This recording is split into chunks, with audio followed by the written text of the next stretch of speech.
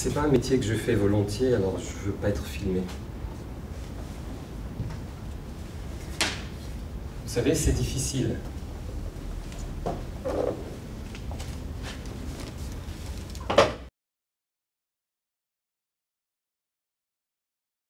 Quand tu travailles dans une classe, vous rentrez dans la classe, vous savez comment ils sont les élèves. Vous trouvez tout est sale. Par terre, c'est sale. Les tables, ils sont sales. Il faut tout nettoyer, mais les entreprises, elles ne te donnent pas assez de temps pour nettoyer tout ça. Ça, c'est très difficile. Tu n'arrives pas à nettoyer de toute façon. Tu laisses. Et à quel moment vous mettez votre tenue? Quand on rentre. Dès qu'on rentre, avant qu'on commence. On met d'abord la blouse et après on commence à préparer le chariot. Et quand vous mettez cette blouse, vous avez l'impression d'être un peu quelqu'un d'autre? Parce que les femmes de ménage, elles ne sont pas bien vues. Vous savez, c'est pas un travail qui est grand, c'est pas un travail qui est bien. Et vis-à-vis des autres, quand vous dites femme de ménage, c'est pas un beau travail. À l'époque, avant ma formation, j'ai travaillé en personne âgée. Jusqu'à ce que la personne est décédée. J'ai resté avec 2 personnes, jusqu'à ce qu'elles soient décédées. Après, c'est vrai, c'est pas un vrai travail. Tu ne le considères pas comme un travail, tu le considères comme ta famille après. Sur le corps et sur le mental. Sur le corps, c'est sûr, c'est fatigant, c'est épuisant comme travail. Excusez-moi. Je voulais pas déranger. Vous me dérangez pas du tout. Ça va? On dit il n'y a pas de sous-métier. C'est ce qu'ils disent les gens quand tu leur parles, ils disent il n'y a pas de sous-métier. Mais c'est pas vrai. Il y a toujours un sous-métier. Il n'y a pas de sous-métier. Ben, ça dépend comment on le ressent. Il y a des entreprises, c'est même pas la peine, je ne travaillerai pas. Même si j'ai besoin, je ne travaille pas. Je veux pas... Nettoyer le lavabo des sanitaires, aller vite, changer les sacs poubelles, nettoyer le miroir. Commencer par les toilettes hommes, puis les toilettes femmes. Prendre les pastilles d'eau de javel cachées dans un gant en plastique, tirer la chasse d'eau, plonger une pastille dans la cuvette, faire pareil dans le deuxième toilette. Demain, toilette propre.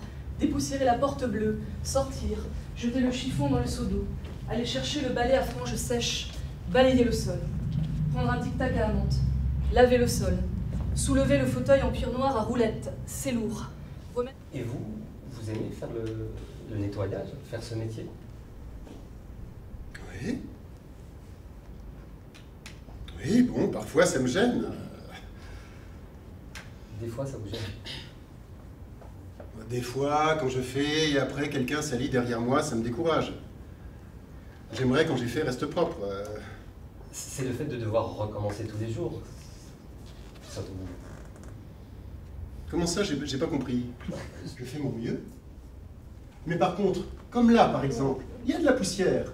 Ça vous dit que je fais pas bien mon travail. Par contre, c'est à cause de eux. Vous me comprenez là? Oui.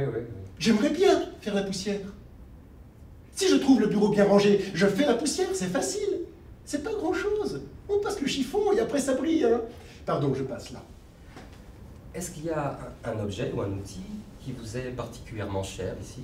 Non, je pense pas. Non, du matériel cher ici. Non, qui vous est cher, au sens important pour vous. Non, c'est comme à la maison. Les produits qu'on a là, c'est les mêmes à la maison. Et il fait quoi comme métier, votre mari? L'étanchéité. L'étanchéité? C'est vrai que quand je vois par exemple, j'ai ma belle-mère qui fait le ménage. D'ailleurs, quand je suis arrivée et que j'ai cherché le travail, c'est vraiment elle qui m'a orientée par rapport à ce qu'elle faisait elle. Mais pour elle, moi je trouve que c'est bien quoi, quelqu'un qui a pas, comment dire en français, un analphabète, parce qu'elle n'a pas fait d'études et tout ça, donc c'est très bien, on lui montre ce qu'il faut faire et elle fait le travail comme il faut. Elle n'a pas à travailler le cerveau, rien du tout. À un moment donné, j'étais encore au lycée, donc je faisais du volley avec l'équipe du lycée, quoi. Et ma grande sœur, elle était à la fac et elle faisait du volley en faculté. Et une fois, ils avaient un match, donc moi j'ai assisté comme spectateur. Et puis il y en avait une qui manquait, qui n'est pas venue. Et donc ma sœur, elle a proposé à son entraîneur que moi je suis là. Bon, mais moi je suis lycéenne et eux c'est des étudiants et normalement je suis pas dans la liste et tout ça. Et ils avaient présenté les photos et tout ça, donc ils m'ont maquillée. J'ai mis une casquette, etc. pour jouer le rôle pour un peu ressembler à celle qui n'était pas là. Et que ma sœur, elle a dit à son entraîneur que vous savez, ma sœur, elle joue très très bien et vous allez voir et tout ça, elle est très bien et vous n'allez pas être déçus. Et j'ai joué ce match et j'ai pris ce rôle qui n'était pas le mien. Et ça, je me souviens très très bien. Et vous l'aviez gagné, ce match? C'est pas grave quand on a la santé. Après, tout est possible.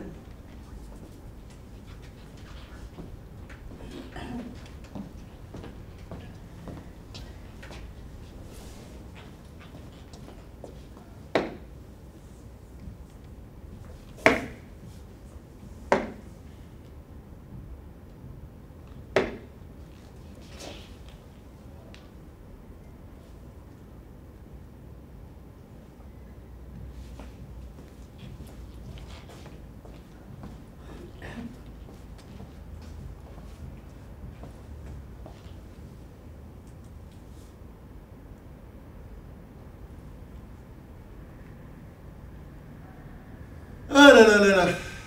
C'est allergie au produit. Le odeur, le produit. Odeur, oui. Tu finis à quelle heure de l'hôtel? Hein? À quelle heure tu finis à l'hôtel? 3 heures. 3 heures. 3 heures, je finis 3 heures. Tu as 3 heures pour te reposer. 2h30 pour te reposer. Ouais. Et tu dois être crevé le soir, non? C'est pas toi, ça, hein? Donc je prends un rendez-vous lundi, je crois que je vais me mettre en maladie. Arrête, combien de mois? Non mais c'est vrai, je te jure, ouais. Qu'est-ce qu'elle a dit, le médecin? Le médecin il a dit que j'ai rien. Ah, c'est rien. Il faut aller à Marseille. Ah bah c'est ce que je vais faire. On va mourir. Ah non. Non? Elle dit non. Non. Elle dit non.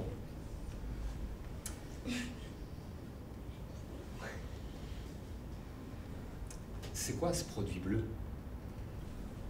C'est pour laver par terre. Ah.